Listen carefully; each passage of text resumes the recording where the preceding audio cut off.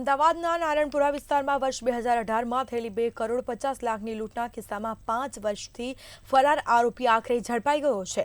લૂંટ વિથ મર્ડરના ફરાર આરોપીને પકડવામાં વટવા પોલીસને મોટી સફળતા મળી છે।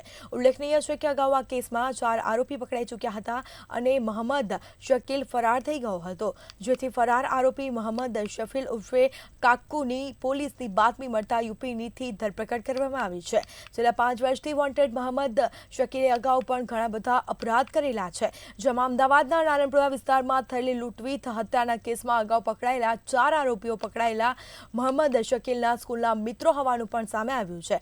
आरोपी शकलनी हकीकत बहार आवता जणाव्युं छे के अगाऊ उत्तर प्रदेशना आंबेडकर नगरमां आंगडिया पेढीनी लूंट करवामां आवी हती।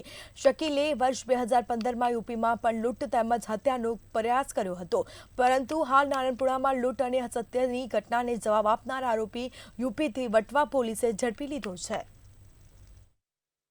अरविंददास आंगडिया पेढी जे एमना कर्मचारी अरविंदभाई विठ्ठलदास पटेल एमनी पेढीना किंमती पार्सल लઈને બસની રાહ ઉભા હતા ત્યારે આ કામના આરોપી એ એમના સાથીદારો સાથે ત્યાં આવી અને અરવિંદભાઈ પટેલના હાથમાંથી એ કિંમતી પાર્સલનો થેલો આંચકવાની કોશિશ કરેલી।